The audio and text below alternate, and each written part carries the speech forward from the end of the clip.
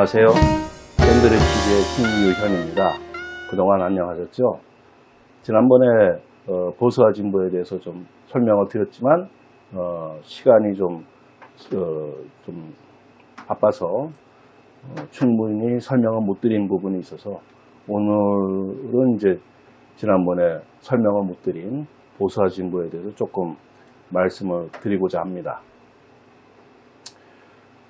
지난번 방송에서 말씀드렸지만 진보의 뿌리를 이렇게 캐 들어가다 보면 결국 뭐 좌파, 좌익, 그것은 결국 이제 공산주의를 향한다. 공산주의 혁명.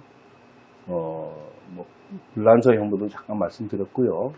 그래서 뿌리는 이제 불란서 혁명까지는 요즘은 안 갑니다. 공산주의로 이제 연결이 돼 있죠, 그게. 공산주의 세상을 만들자. 그게 진보의 핵심이죠.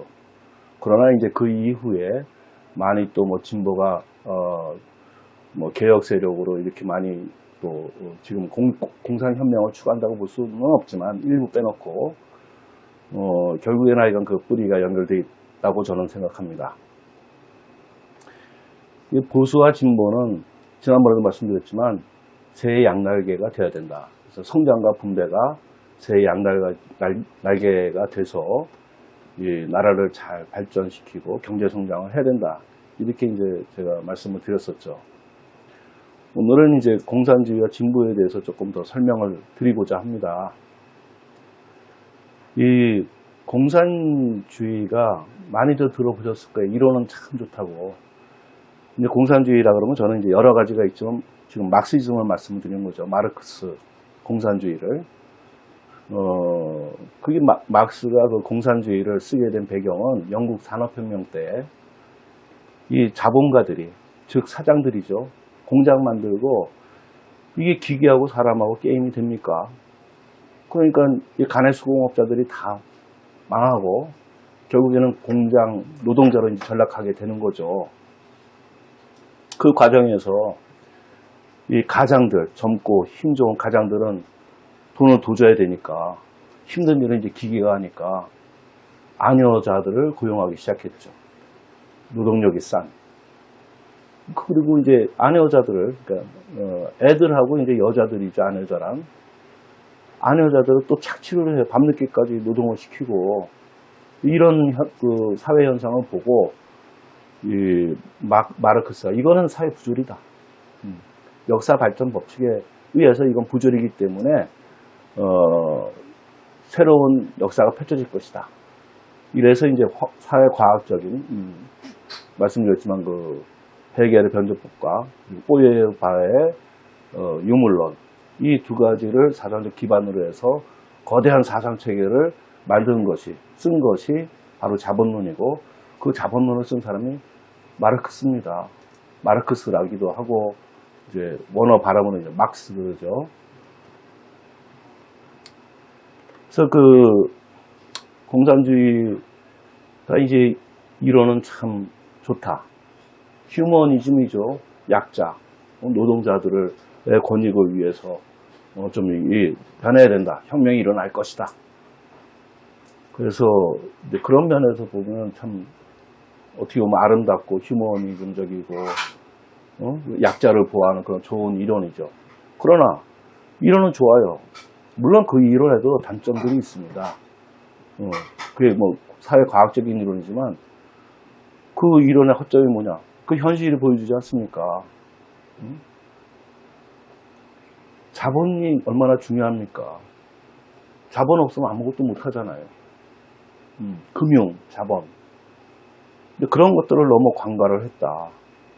그런 부분하고 또 노동이 같습니까? 똑같이. 그 공산 국가도 국기 보십시오. 망치하고 저 꺾갱이 있어요. 낫하고 그런 것들이 주로 그래요. 그게 뭡니까?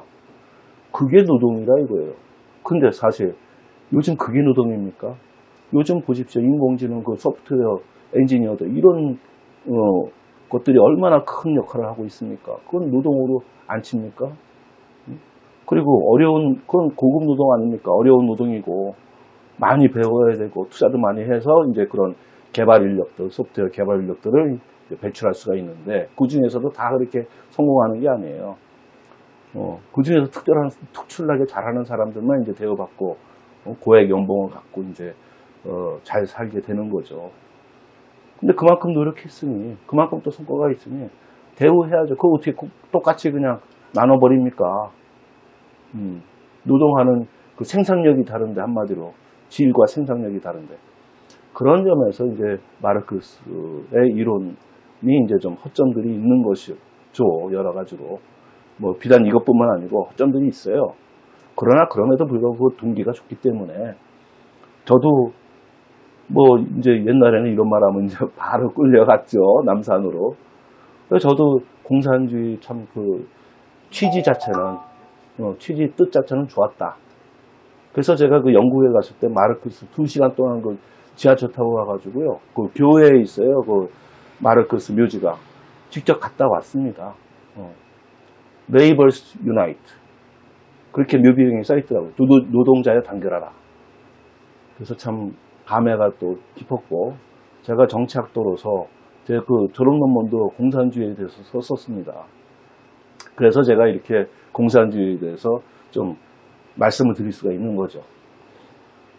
이 공산주의 현실 보면 여러분들도 아시겠지만 공산주의 혁명한답시고 얼마나 많은 사람들을 죽였습니까? 공산주의를 최초로 그 공산당을 만든 게 누굽니까? 볼셰비키. 많이 들어보셨죠? 러시아의 볼셰비키. 그 트로츠키의 그 맨시비키도 있어요. 둘이 또 싸웠어요. 서로 권력 잡으려고. 또 트로츠키는 좀 온화한 쪽이고, 그 다음에 그 볼셰비키의 레닌은 아니다. 목적은 수단을 정당화한다. 이래가면서 공산주의의 정당한 목적을 위해서는 사람 파리 목숨처럼도 죽여야 된다. 이런 식이 아니었습니까? 그래가지고 결국 동지였던 그 트로츠키를 남미까지 도망갔는데 그걸 또 죽인 거예요. 아주 잔인합니다. 그렇게까지 해야 됩니까? 목적이 수단을 정당화합니까? 아니 우리가 그 수학을 배워도 그렇지 않습니까? 과정이 중요하다고. 답만 중요한 게 과정이 더 중요하다고. 수단이 중요하죠. 어떻게 하느냐가 중요하죠. 목적을 위해서 뭐 사람 목숨, 파리 목숨처럼 죽여도 되는 겁니까? 전쟁 막 일으키고. 그거 아니죠. 제가 봤을 때 그건 아닙니다. 수단이 더 중요합니다. 목적보다. 어떻게 하느냐가 더 중요하죠. 수학에서 딱 나오잖아요. 푸는 과정이 중요하다. 답이 중요한 게 아니고. 그게 맞는 얘기죠. 그런 점에서 공산주의가 끔찍한 일들을 많이 공산혁명한답시고 많이 저질렀죠. 결국 사람이기 때문에 권력욕이에요. 독재하고 싶고 반대하는 놈들 싹 죽이고 싶고 그게 권력의 속성 아닙니까? 공산주의도 현실은 그렇게 간 거예요. 그래서 보십시오. 뭐 동독이든 뭐 어디 루마니아든 공산주의 하는 애들은 다 저기 독재하지 않습니까? 여러분 독재 국가에서 살고 싶습니까? 그렇게 민주주의 주장하면서 입으로는 내용은 독재, 공산화 독재고 그거 아닙니까? 지금 북한의 공식 명칭이 뭡니까? 조선인민민주주의공화국입니다. DPRK. 그런데 민주주의 하고 있습니까? 북한이 민주주의라고 하더라고요. 또 어떤 사람들은. 제가 봤을 때 그 사람은 종북 세력이에요.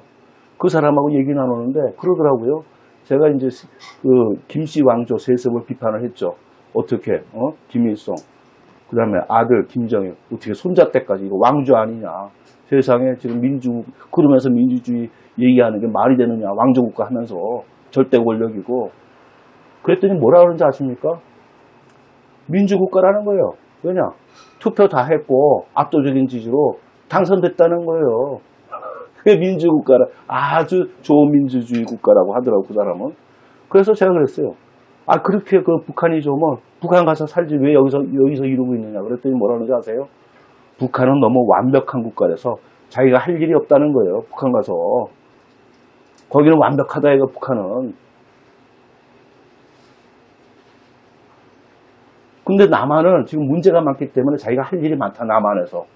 그래서 자기는 남한에서 살아야 된다는 거예요. 이게 말이 됩니까, 정말? 그게 종북 세력이에요. 근데 또 어떤 사람은 그러더라고. 요즘 세상에 빨갱이가 어디 있어. 그러면 약간 빨간 사람들이 항상 그런 얘기예요. 요즘 세상에 빨갱이가 어디 있네요.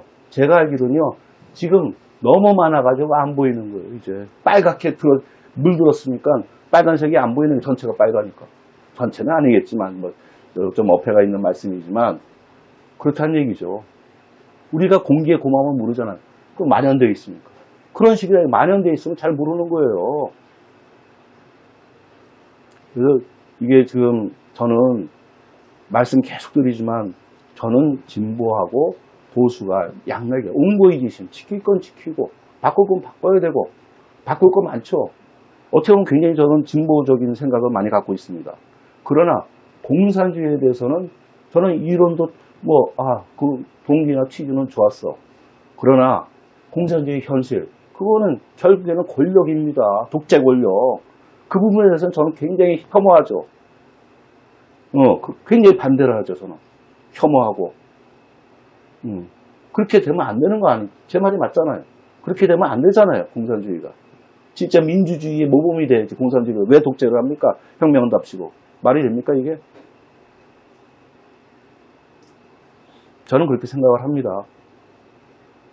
그래서 공산주의에 대해서 단호히 반대합니다. 그 이론이 아니고 공산주의 현실에 대해서는 저는 굉장히 반대합니다.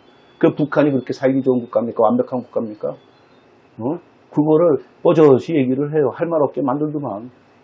북한 가서 살라 그랬더니 거기는 완벽해서 가서 할 일이 없으니까 자기 남한에 남아서 남한은 문제가 많으니까 여기서 자기는 할 일이 많다.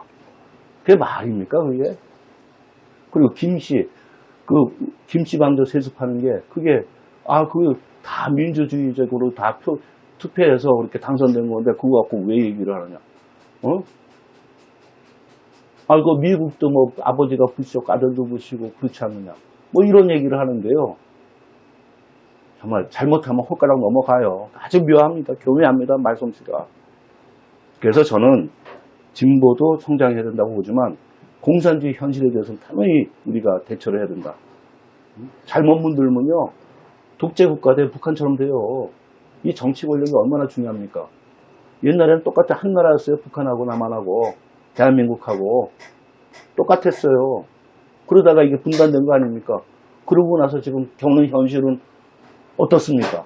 여러분도 북한 가서 한번 살려고 그러면 어떻게 말씀하실 거예요? 좋다고 하실 거예요? 안 가도 된다? 뭐 북한 가도 사는 거 다 마찬가지 이러실 겁니까? 대부분의 사람은 그렇지 않을 겁니다. 죽으면 죽었지 못 간다 이럴 거예요. 그 독재 권력에서 어떻게 삽니까? 그러니까 저는 오늘 말씀드리고자 하는 것은 저는 공산주의에 대해서는 단연코 반대한다. 이 이론을 그렇게 취지를 반대하는 건 아닙니다. 하지만 공산주의 현실, 북한, 세수방조되면 안 되고 독재하면 안 되죠. 중국 공산당은 하는 짓 봐요. 천안문에서 그냥 막 탱크로 사람들 밀어버리고 지금 뭐 하고 있습니까? 1대1로 하면서 지금 민폐 많이 끼치잖아요. 자기네들 권력력으로 영토 확정하려고 뭐 세력 확정하려고 지금 발버둥 치자 미국에 대들어가지고 미국하고 같이 좀 경쟁하고 있잖아요. 싸움 나기 직전이에요 지금. 이게 공산주의예요. 현실은 공산주의 현실을 우리가 제대로 봐야 됩니다. 그래서 저는 분명히 말씀드리는 게 진보 환영하지만 공산주의자, 특히 종북주의자와는 저는 분명히 선을 긋고 있습니다. 아주 강력히 규탄하고 반대합니다. 반공주의자, 맞습니다. 저는 반공주의자입니다. 그러나 재밌는 게 뭐냐면 어쩌면 제가 새로운 공산주의로 또 생각하고 있을지 모릅니다. 그 제대로 발전할 수 있는 공산주의. 이렇게 권력력에 물들지 않고 독재하지 않고 진정한 민중을 위한 공산주의. 그 이론을 제가 또 생각해서 발표할지도 몰라요. 오늘은 여기까지 하겠습니다. 시청자 여러분 시청해 주셔서 감사드리고요. 환절기에 감기 환자들 많더라고요. 그래서 좀 건강 잘 챙기시기 바랍니다. 다음에 또 뵙겠습니다. 감사합니다.